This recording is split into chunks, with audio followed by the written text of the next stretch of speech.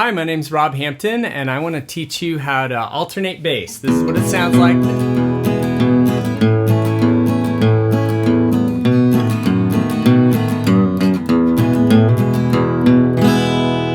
So alternating bass is like the hallmark of country rhythm guitar, but you'll encounter it in pretty much any popular rhythm parts on guitar, regardless of genre. And so if you don't know how to alternate bass already, you'll learn how to in this lesson. And also if you do know how to alternate bass, but you only know how to do it when someone explains it to you for a particular song, and you would like to figure out, your own alternating bass parts for a song without having a lot of hand-holding, I'm going to provide you with just a little bit of music theory today so that you can do that, so that you can figure out how to alternate bass on your own. And how cool would that be? So let's see here. To start out, I just want to give you a strum pattern that'll work for like 90% of alternating bass songs.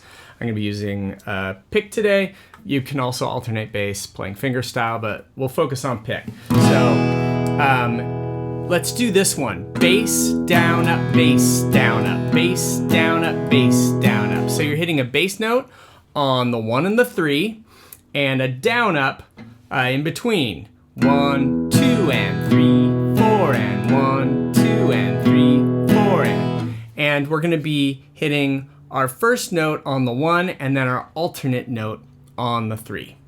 Okay, so how do you know which notes to hit?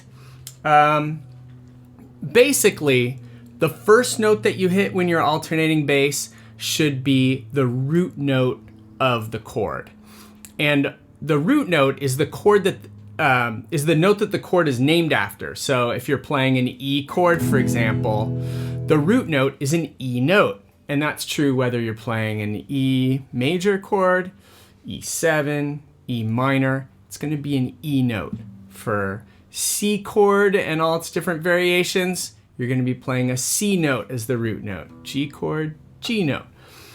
And so for most of your chords that you're going to commonly fret, these are like the open chords that we know and love, you can just find the root note very easily. It's the lowest pitched note in whatever chord voicing you're playing. So like for an A chord, for example, hopefully you know that the 6th string is actually not included in an A chord. It should be 5 through 1. And so your root note is there on the open 5th string. For a C chord, again, you don't include the 6th string. Your lowest note in a C chord should be the 5th string, 3rd fret. And so that's your C note, your root note in that chord. The one that trips everyone up is the D chord, because technically the lowest pitched note that should be in your D chord, if you're playing just a garden variety D major chord or D minor or D7, would be on the 4th string. The open 4th string is a D note. But almost everyone includes the open 5th string too, because it's kind of hard not to. And it also fattens up an otherwise pretty anemic sounding chord. So even though, we think of this as just a D chord, it's actually technically what's called an inversion or a slash chord. It's a D with an A in the bass. So you just remember that. The reason why I'm bringing this up is if you're alternating bass using a D chord, you got to remember that that root note is on the 4th string, not the 5th string. So you start with that note. Okay, so start with your root note when you're alternating bass, and then your alternate note is almost always what's called the 5th in the chord. And the other possible note that you would hit in a typical chord in a country song would be the 3rd in the chord. That happens sometimes, but they're kind of fringe cases, either for practical reasons or artistic reasons. But almost always it's the 5th, okay? So that's what I'm going to be covering in this lesson. So how do you find the 5th? Well, if you know a little bit about how music is put together, if you know your musical alphabet, if you know how to play like a major scale in a given key, Or if you can just like sing a major scale, all you need to do is count up to the 5th note in the major scale of whatever chord you're playing. So for this E chord here, here's our root note. This is going to be like the 1 in the scale. La, I'm singing an octave higher because that's way too low. So La, there's your 1, 1, 2, 3, 4, 5. So that's called the 5th in the chord. 1, 5. And so when we alternate the bass on this E chord, we're going to go bass down up with our bass being on the 6th string, and then 5th string down up, 6th string down up, 5th string down up. Boom, boom, boom. 1, 5, 1, 5. Let's do another one. Let's do let's see here. What else we'll go? Oh, a G chord. A little trickier. Our root note for our G chord, lowest note in the chord voicing, 6th string, 3rd fret. That's our G note. 1, 2, 3, 4, 5. That note is actually 2 strings away. It's on the 4th string. So we're going to hop all the way from the 6th string to the 4th string to alternate the D chord. I mean the G chord, excuse me. 6, 4, 6, 4. Now, you can also find the 5th 1 octave lower than like this high 5th that we've been going to when we've been alternating the E chord and the G chord. You could go up to the 5th in some of these other chords, but actually it tends to sound better if you can go down to the 5th to actually go down to the 5th instead of up to the 5th. Let me show you what I mean. So like with a C chord, for example, here's our root note, the lowest note in a C chord voicing, right? Let's sing up the C major scale to find its 5th. 1, 2, 3, 4, 5. So here's the 5th way up here on the open 3rd string, which isn't really a good bass note. It's too high to really be a good sounding bass note. You could alternate up there, but I don't know, it's kind of tinkly and tinny and wimpy up there. And so it typically sounds better to go down to the 5th on a C chord. And so there are a couple ways of finding this. One way is to go up to the 5th, 1, 2, 3, 4, 5, and then go down an octave. Here's a G up here. You could go down to the G 1 octave lower, or you could go 1, 7, 6, 5. Go down the major scale from the 1, which is also an 8, to the 7, 6, 5 to find your 5th down below your root note. So we do that with a C chord, with an F chord, we typically do that. A chord too. You could alternate up to that 5th up there on the 4th string, 2nd fret. That's 1/5. But it often sounds better to go down to the open 6th string. The 5th is also down there, and that gives you a nice fat sound. Okay, so those are some ways of finding your 5th. There's also like a spatial way of finding your 5th, okay? So check this out. If you want to go down in pitch to find your 5th, and your root note isn't on the 6th string, what you can do is just go to your neighboring lower pitched string and play the note on the same fret as your root note. So let's look at C chord again, okay? Here's our C chord, here's our root note, and we can find the 5th just by going to the neighboring string lower in pitch. So we go to the 6th string from the 5th string and go to the same fret as our root note, which is the 3rd fret. So we go from 5th string, 3rd fret, to 6th string, 3rd fret. And that is guaranteed to be your 5th right there. Incidentally, I am hopping my third finger over to grab that note. More about that later. But sometimes you have to move your fretting hand in order to grab the fifth when you're alternating bass. So you do that on a C chord. A chord, we have an open fifth string for our root note. And so using that same approach, we're going to go to the neighboring string to the south, the sixth string, and we're also going to play an open string to find our fifth. Open fifth string, open sixth string. Okay, so that's how you find a fifth that is lower in pitch than your root note. If you would like to head northward, in other words, if you'd like to find the fifth higher in pitch, what you do is go to the neighboring string that's higher in pitch, and you hop up 2 frets.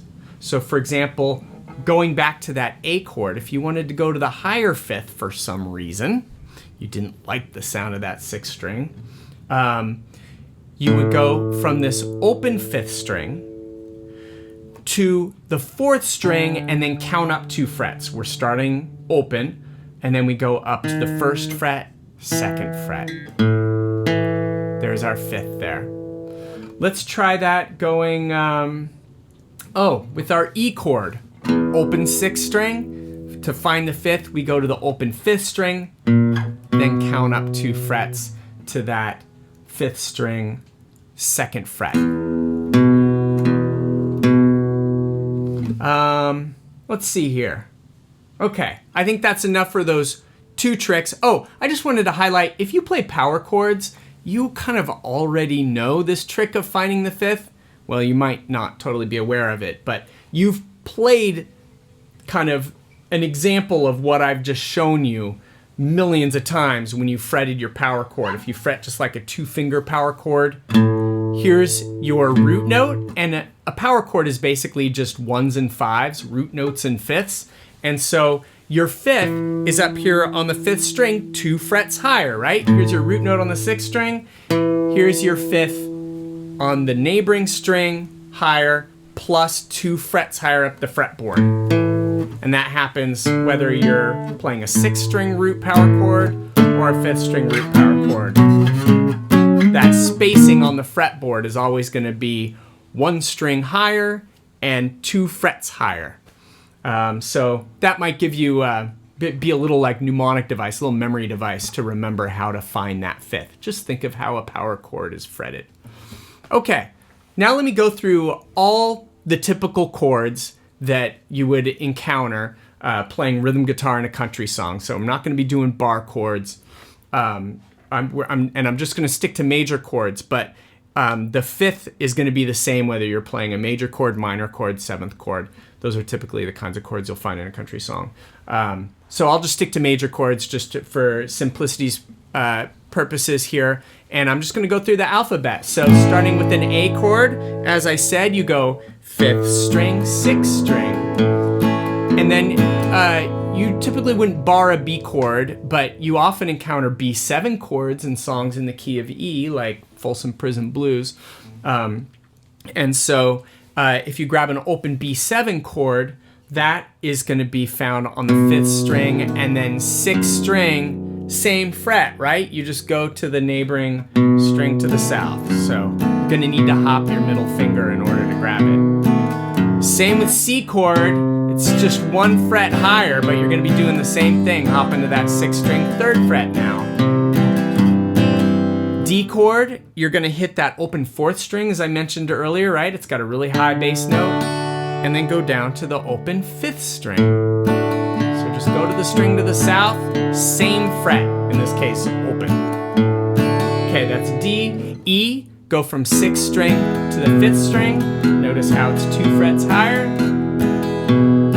And then F, you can alternate with a bar like this and do the 6th string 1st fret and then the 5th string 3rd fret. But it often sounds good if you can do this like hopping finger trick. It does often sound good to opt for that rather than because it damps the bass note that you're not playing. You get more clarity between the two bass notes that you're hitting instead of both of them ringing together. So I think the partial barred F chord sounds a little better than this one, but the difference is slight. You can really do either. So if you're doing the partial bar, that's going to be the 4th string 3rd fret, and then you alternate down to the 5th string 3rd fret. So there's F. We've already gone over G, 6th string, 4th string, 6th string, 4th string. So that's how you alternate the common open chords in that you'll typically encounter in country songs. And as I said, it doesn't matter whether you're playing the major, minor, or 7th version of that chord. Okay, I want to finish here with just a little tip on how to get the best sound possible out of your alternating bass.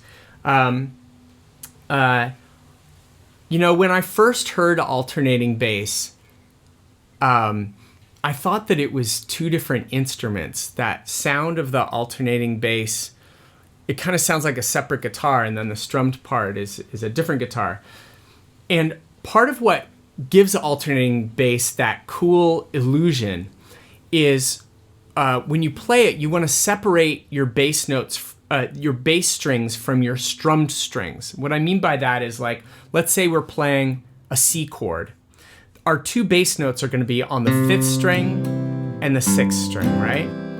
And so when you're alternating bass with a strum pattern, don't hit your strings that you're playing your bass notes on when you strum. So like when I'm doing this bass down up pattern, hit your bass note, and then when you do the down up, only hit 4 through 1.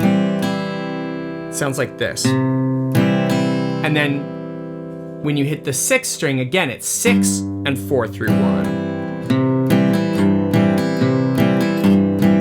And that way you get this really nice separation between those two different sounds, and it creates that illusion of two different instruments. And it just sounds cleaner that way. Okay, I hope you enjoyed this lesson and you're off and running now, alternating bass on your own without having to look up a YouTube video every time you want to learn a new country tune. And if you enjoyed this lesson, please like and subscribe to this channel. And I'd also encourage you to join as a member of Heartwood Guitar. My website, heartwoodguitar.com, has a membership component to it where you get access to all this premium content, tons of lessons from me. And I really focus on helping rhythm guitarists, people who like to strum and sing, people who are getting to guitar kind of late in life and want someone who really wants to help them learn songs start to finish, learn how to perform songs in ways that really connect with people, people who want to play at, you know, social events, family gatherings, stuff like that. I love helping people like that. So if that sounds like you, really encourage you to become a member of Heartwood Guitar, and hope to see you on the flip side. Take care.